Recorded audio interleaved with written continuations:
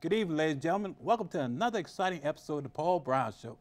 This evening, my guest will be our very own from Charlotte, North Carolina, Miss Jennifer Roberts. She's running for mayor of Charlotte, North Carolina. How you doing there, Ms. Roberts? I'm doing great. I hope you are as well. I'm doing outstanding. Thank you for coming on the show. I'm so glad to be here. Mayor of Charlotte, North Carolina. What was the deciding factor in you running for the mayor position?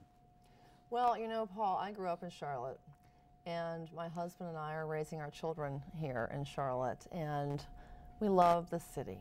We want to see it realize its greatest potential.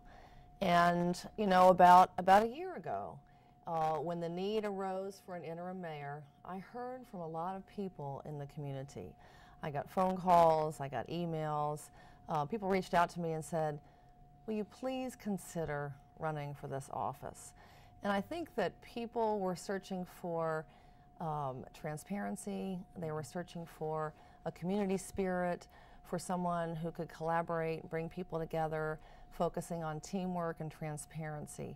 And when I looked at the community and all our potential, and I thought about the skill set that I could bring to the mayor's office, and I talked to a lot of people and my family, of course, I decided that this is a critical time for our city, and I really believe I could move the city forward. How does your background as a former member of Mecklenburg County Commissioners, Board of County Commissioners, increase your expertise in the city? Well, you know, I had the honor of serving the county Correct. for 8 years, and 5 of those I was the chairperson. And what that meant is that I was the spokesperson for not just Charlotte, but for all of Mecklenburg County, which includes 6 towns and the city of Charlotte. And I represented this county on a state and national level, serving on state and national boards. So I have had the opportunity to promote this region, our county and our city, yes, before. I also have the perspective from a county commission standpoint of the connection between human services and infrastructure. And people always get confused about which things the city does and which things the county does. And the easy way to remember it is that the county is the people part of government and the city works on our infrastructure. Those two things are intertwined. And so you can't talk about a healthy community without talking about the physical community, sidewalks and greenways and things that people can use to stay healthy. Those are things that we construct. Those are infrastructure, but it has an impact on human services. And there's so many cases where I see that. And as a county commissioner, what you see is the connection between these things. You can't talk about thriving neighborhoods without talking about good schools in those neighborhoods. You can't talk about bringing jobs without also talking about a healthy place to live and a place where people want to live because of the assets that we have. And so every time that we look at a city service, we should also be mindful of the human services from the county side that are impacted. What I'd like to see is even better collaboration with the city and the county. And I think that having been a county commissioner, that gives me a unique perspective and opportunity to say, when we're looking at the city, let's make sure the county is included as well.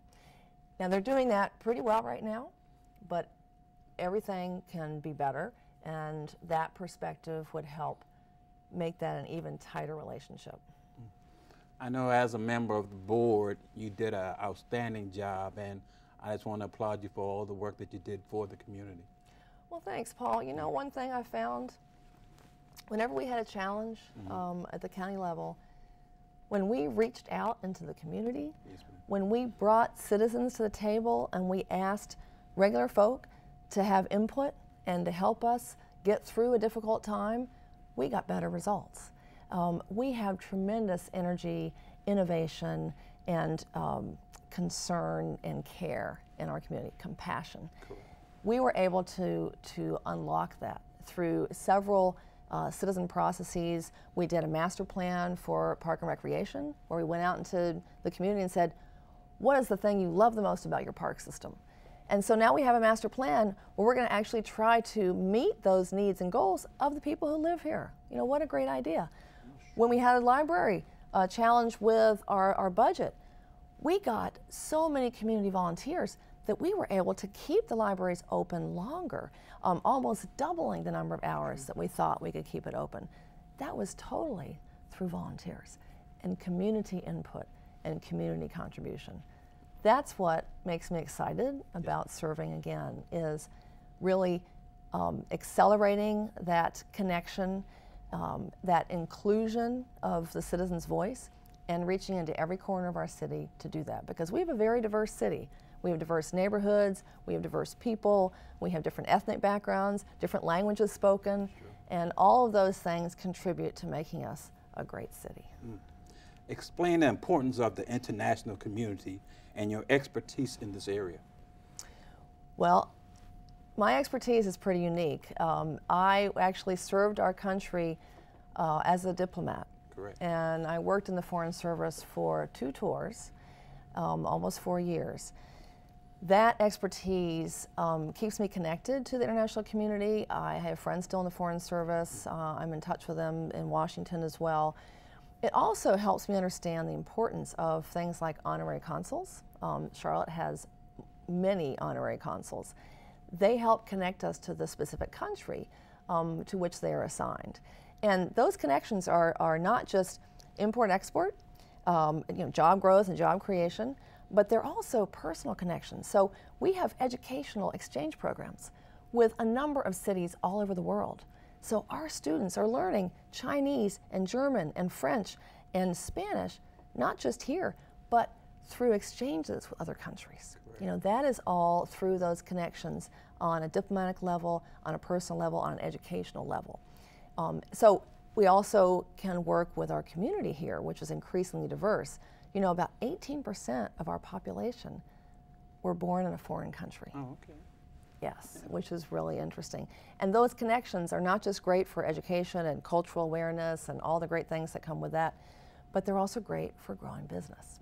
We know that companies that export end up paying better, end up growing faster, end up being more successful, because when you export, your markets are hugely increased as opposed to just selling to this region in North Carolina.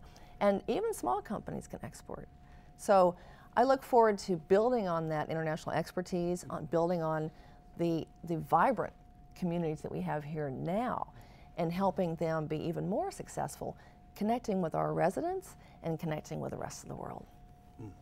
We're competing not just with Columbia, South Carolina, but with Colombia, South America, the country. That's true. We're also competing with Singapore and so many other places, not just right here in the United States. With losing Chiquita and dealing with the struggling NASCAR Hall of Fame, how are you, as the mayor, as the taxpayer, money being spent on such initiatives? Well, Chiquita has an easy answer. We worked very hard, the city and the county together, to make sure our incentive package had protections for the taxpayer. So what we worked out was, if you leave within 10 years, you need to repay the incentives that you received. If you don't create the jobs you said you were going to create, if you don't make the investment, there are all these criteria the company has to meet, and they're called clawback provisions. So if they don't meet the criteria, or if they leave before the time that was agreed to in the contract, they have to pay us back. And so Chiquita is actually paying us back. And I tell you what, I've talked to a lot of those employees, and it was a tough time for those 300 and some families who are affected by that. Correct. But many of those employees are staying here in Charlotte, and they're finding jobs. Oh, okay. And they're bringing some of that diversity and international expertise to Charlotte anyway. So we still end up winning. What I tell folks is, you've got to remember, we're in a global economy, and we're going to have companies who are going to get merged and bought by other companies and might leave, but what we need to do is make sure we have others coming to take that place and to continue to grow those jobs that were lost. And in a dynamic economy, when you have global competition, that's going to happen. You have to be comfortable with working with that and then finding out how you move past it, continuing to grow and offer opportunity. So I'm not concerned that a company like Chiquita got bought out in a global competition for their shareholder, their equity, and the the value that they bring as a product. That was what happens in a global marketplace. In terms of the NASCAR Hall of Fame, I think one thing to remember, and this doesn't get calculated into its net operating income or loss. The ballroom that goes with the NASCAR Hall of Fame made sense in terms of the debt and the construction, et cetera, because of the NASCAR Hall of Fame as part of it. But what it really does is it adds us to a list of cities where people go for conventions that we weren't on before because we didn't have a room that size. So we lost conventions 5 or 10 years ago because we didn't have a NASCAR ballroom. Because we have that, we get larger conventions, we get more frequent conventions coming here, paying sales taxes, buying our products, staying in our hotels. We have greatly increased the number of conventions that come here, and that's because of the NASCAR ballroom. That doesn't get figured into that operation because that's part of the Convention and Visitors Authority. It's part of our visitors agency, and people need to remember that. We still could do better at the operations of the Hall of Fame. It's in everyone's best interest to have that increased, and I think that they will continue to look at ways to make it exciting, to bring more families in, change up some exhibits, and continue to work to try to bring that to a net zero in terms of operations. We don't want to operate anything at a loss. That's not good for taxpayers. That's true. Okay, we got the Carolina Panthers, we have the Charlotte Hornets, we have the Charlotte Knights, but still we have a high rate of poverty in our community. How do we solve that? Well, that's one of the things that concerns me the most about where our city is right now. There was a study that came out of Harvard that looked at major urban centers in the United States, and of the 50 top urban centers, Charlotte ranked last in economic mobility. What that means is that if you are born in an impoverished area of town, if you are born in poverty to an impoverished family, you have a much harder time of climbing out of poverty than 49 other cities. And that's just by accident of your zip code, where you were born. And we have a task force that's been put together. They're about to announce the members of that it's going to drill down on what is it that drives that. Is it housing? Is it education? Is it the way our workforce operates? What factors can we improve to make sure that we don't rank at the bottom? And as mayor, my #1 priority will be to change that statistic. We need to have opportunity available to everyone. Not just a few, not just the ones who've always been in line and always gotten selected. We need to be proactive in bringing more people to the table. Small business, mentors, youth programs. There's so many ways to reach out to folks who may not have the resources to start with. We need to be conscious about that. We need to do that, be intentional about making sure that everyone has access to making their life great for their family, and for making sure that they have the same opportunity. That's great. That's great. Why is there a need for transparency and collaboration in our city government, and how will it better inform the public expectation? Well, transparency is very important to me. Yes, ma'am. And I feel like, again, after some of the incidents last year, which led to the need for an interim mayor, people want to know what the government is doing. They want to see transparency in the way their tax dollars are spent.